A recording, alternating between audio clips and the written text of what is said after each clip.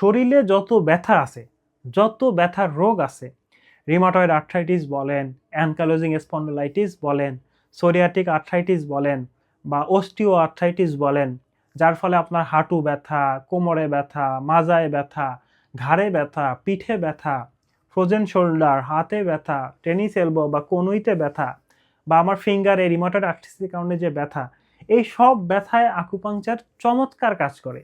আপনি প্রথম সেশন নিয়েই বুঝবেন যে আপনার ব্যথা চলে গেছে, কারণ আকুপাংচারের ইফেক্টটা 48 আওয়ার্স থাকে।